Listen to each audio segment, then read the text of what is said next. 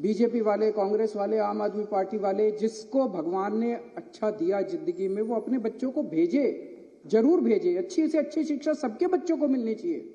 मैं इसके विरोध में नहीं हूं कि इन्होंने क्यों भेजा, मैं इसके विरोध में हूं कि अगर तुम अपने बच्चों को अच्छी शिक्षा देना चाहते हो तो गरीबों के बच्चों की अच्छी शिक्षा के खिलाफ क्यों हो तुम लोग। अगर हम अपने बच्चों को, गरीबों के बच्चों को अच्छी शिक्षा देना चाहते हैं, अपने बच्चों को अच्छी शिक्षा देना चाहते हैं, तो तुम रोकने वाले कौन होते हो।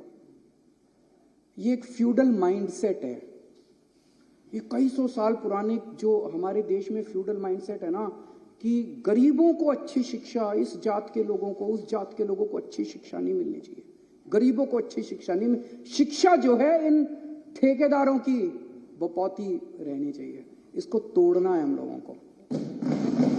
और ये एलजी साहब उसी माइंडसेट से आते हैं कि एलजी साहब के बच्चों को तो मिलनी चाहिए अच्छी शिक्षा, गरीबों के बच्चों को अच्छी शिक्षा नहीं मिलनी चाहिए। इस माइंडसेट को तोड़ना है अपने को, पूरे देश को तोड़ना है। आजादी मिल गई, लेकिन ये माइंडसेट अभी भी है कि गरीबों के, इस जात के, उस जात के बच्चों को अच्छी शिक्षा नहीं लेने देंगे। ये विदेश कैसे जा सकते हैं, पढ़ो। एलजी साहब ने लिखा है इंडिया में करा लो ट्रेनिंग, ये एलजी साहब की नोटिंग है, इंडिया में करा लो ट्रेनिंग। अरे क्यों करा ले इंडिया में ट्रेनिंग, हम कम है किसी से? गरीबों के बच्चे कम है किसी से? गरीबों के बच्चे हैं तो इंटेलिजेंट नहीं है क्या? क्यों करा ले? हम तो अपने बच्चों को फिनलैंड भेजेंगे। पूरी दुनिया में सबसे अच्छी शिक्षा फिनलैंड के अंदर मिलती है, सबसे अच्छी, ये सबको पता है। फिनलैंड पूरी दुनिया में शिक्षा में नंबर 1 है, और उसमें भी जो नंबर 1 यूनिवर्सिटी है उसमें भेज रहे हैं हम। पूरी दुनिया में जो नंबर 1 है हम तो भेजेंगे सर। दिल्ली के लोगों का पैसा है, टैक्स का पैसा है दिल्ली के लोगों का, टैक्स के पैसे से, दिल्ली के टैक्स के पैसे से भेज रहे हैं। लोगों का पैसा, लोगों के बच्चे, अपने पैसे से लोग अपने बच्चों को ट्रेनिंग के लिए भेजते हैं।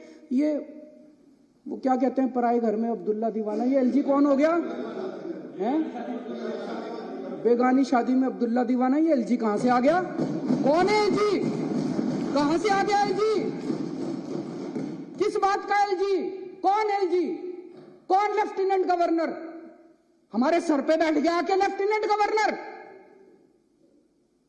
अब वो तय करेंगे कि हम अपने बच्चों को कहां पढ़ाएंगे।